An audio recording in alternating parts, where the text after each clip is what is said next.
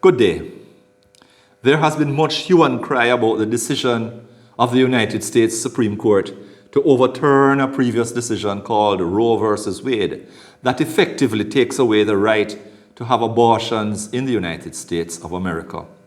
Today in the West, women's organizations that promote equality or even superiority of women have a lot of clout. The idea about career women who do not want to be impeded in their freedom by raising small children, but would like to have all the pleasures of sexual intercourse at all times, are up in arms about the decision. I take the position of the Roman Catholic Church that abortion is murder. I cannot explain to anyone why women and not men are burdened with carrying children, nor can I explain why a woman should still carry a child even after being raped or develop certain physical difficulties that makes it difficult to survive if she carries the baby to full term. I cannot even explain why women feel pain when they are having the baby. But of course, you can't blame the men for that, though, because the men were not the one who designed that order of things. The Roman Catholic Church teaches that all life is important, and if a decision has to be made between the mother's life and the child's life, then the child's life is more important. But these are mysterious questions I do not claim to be able to answer. What I do know is that I thank Almighty God that I was not aborted. I was a post-mature baby, and the doctors were suggesting that the pregnancy be terminated. This was certainly recommended to my mother, so she told me, before I was born, but it was my father who insisted that I be born. How many of us are thankful that our mothers did not abort us? Because at the end of the day, it could have been arranged, not because it's illegal. How many of us really love people equally as we love ourselves? These are questions that should be asked. The problem is that today, sexual intercourse in terms of prostitution, etc., is a much bigger business than it ever was. And that is the crux of the matter, I believe, why so many are angry at this decision. The women may be the ones to cry out that it is their bodies and that they should have a right to do with them what they wish to do. The men who support them could well be the ones who are in the business of making the instruments of abortion. And that, of course, is big business too. And they could also be in the business of producing and manufacturing birth control methods and artifacts used in the process of birth control. For example, it is reported that several 100,000 babies are aborted in hospitals belonging to the Seventh-day Adventist Church in the United States. And if that story is correct, then they would have a vested interest in the business. On a particular Facebook post, a gynecologist arguing in favor of abortion, and without being able to prove anything, all I will say is, I wondered why he has such interest in such things. Politics is a very difficult thing to maneuver.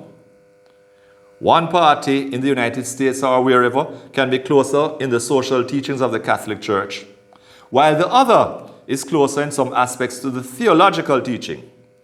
It could well be that neither of them actually care or give two biscuits about doing the right thing, but how they can get groups of people to support them for a vote majority. Clearly, the Democrats reached out to the racial minority groups like the African Americans and the working class American, and this has been traditional with the Democrats. But clearly that was not enough to make a majority. So the women's groups and the gay rights people have been embraced to get the majority. But having done that, they have alienated many sets of Christians, and of course, alienated also color prejudice whites because of so many black people on their side.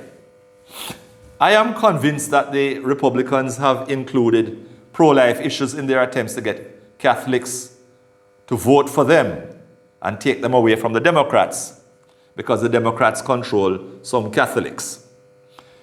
The Irish Americans have traditionally been working class and therefore Democrats. So has the Italian Americans and the Polish migrants, etc. So the Democrats traditionally control those groups of people who happen to be traditionally Catholic and therefore would follow the teachings of the church. But many of them today have switched because of the move by the Democrats to move away from pro-life issues in order to support part of their voter base. And although President Joe Biden is Roman Catholic, he has made public statements in favor of pro-choice, mainly to keep his political base. Unfortunately, that is the stuff politics is made of.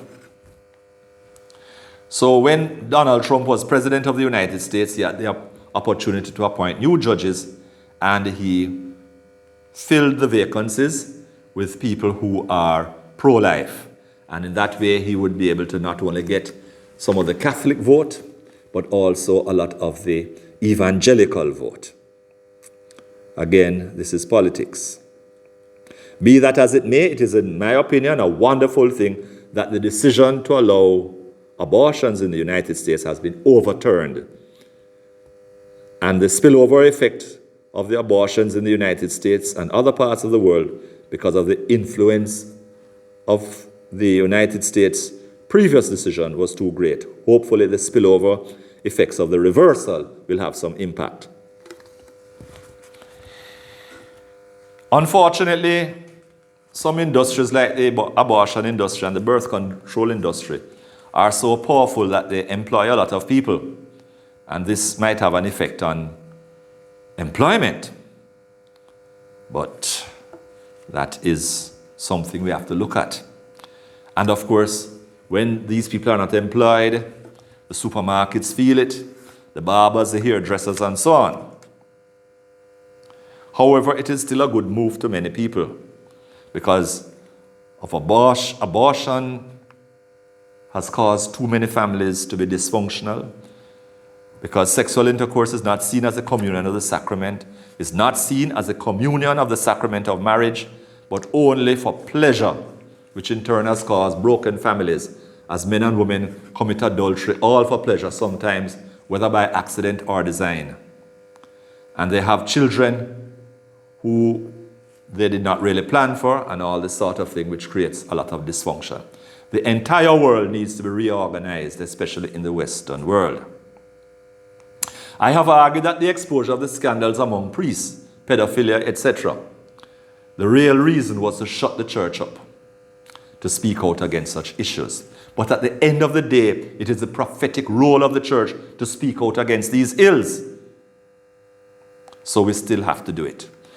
I am never one to tell anybody to take any political party with its full package, because there are going to be some aspects that are unsavory.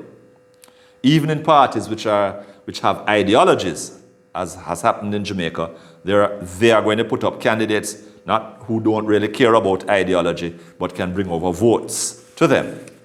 It's all part of the reality of politics. At the end of the day, despite all of that, the right thing must be done. Have a good day.